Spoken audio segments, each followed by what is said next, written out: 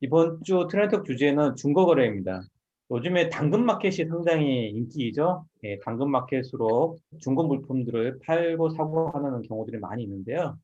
예전에도 이런 중고 물품을 거래한 경우들이 많이 있는데, 최근 들어 특히 코로나 때문에 작년에 더욱더 이런 중고 거래가 많이 늘어난 것 같습니다. 이 중고 거래 개념은 이미 사용을 많이 했거나 또는 새로운 제품이지만 내가 필요 없어서 사용하지 않은 물건들, 이런 것들을 디지털 플랫폼을 활용해서 판매자와 구매자 간의 거래를 쉽게 도와주는 부분들이 최근에 중고거래의 하나 큰 특징인 것 같은데요. 이런 중고거래의 특징 속성은 어떤 것이 좀 있을지 말씀 좀 부탁드리겠습니다. 당근마켓이 굉장히 많은 마켓 쉐어를 갖고 있어서 진짜 스마트폰 앱으로 그런 중고 거래가 활성화가 많이 되는 것 같고요. 안전하고 편리한 거래, 거기에 보면은 에스크로라는 개념을 해서 상품을 보내고 받고 하면 그런 신뢰 거래가 이루어지고 있고, 그 다음에 상품의 내구성이나 이런 것들이 좋아지기 때문에 이 중고 거래가 또 활성화되는 것 같습니다. 집에 남는 제품들을 또 현금화할 수도 있고, 실시간 검색을 통해서 내가 원하는 정보들을 체크해 놓으면 알림으로 알려주고, 그 질 좋고 저렴한 제품들을 구매할 수 있고 흥정을 할 수 있는 그런 즐거움이 있어서 좀 애누리나 깎아서 좀 거래를 하거나 그런 것들이 잘 이루어지기 때문에 요즘 그 중고 물품이 많이 그 거래되는 것 같고요. 그리고 가성비가 좋고 또 내가 사고 싶은 그런 마음이 있었기 때문에 중고 물품을 거래가 많아지는 것 같습니다. 중고 거래를 최근에 어떤 그 변화를 보면 기존에 생각했던 우리가 중고 거래의 의미와 많이 다른 것 같아요. 특히나 최근에 보면 소비자 경험을 공유를 하고 또 새로운 커뮤니티를 형성을 하고 또 안전한 거래 이런 걸 하다 보니 플랫폼화돼서 새로운 문화 또는 라이프 스타일을 형성하고 있는 게 아닌가.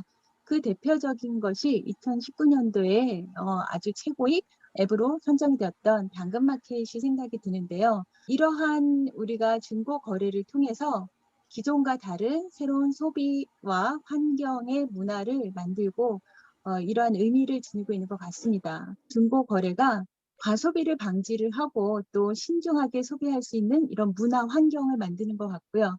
또 최근에는 하나의 생일 주기형 아이서부터 어른까지 또는 다양한 우리가 분야, 트렌드 뭐 이런 거 다 반영을 해서 실제 본인들이 필요로 하는 것들을 우리가 공유 경제의 확장된 개념으로서 생각해 볼 수도 있지 않을까. 이러한 파급 효과를 줄 수 있다고 생각이 듭니다. 그래서 현재는 이러한 플랫폼 기반으로 이렇게 만들어지고 있는 것 같습니다.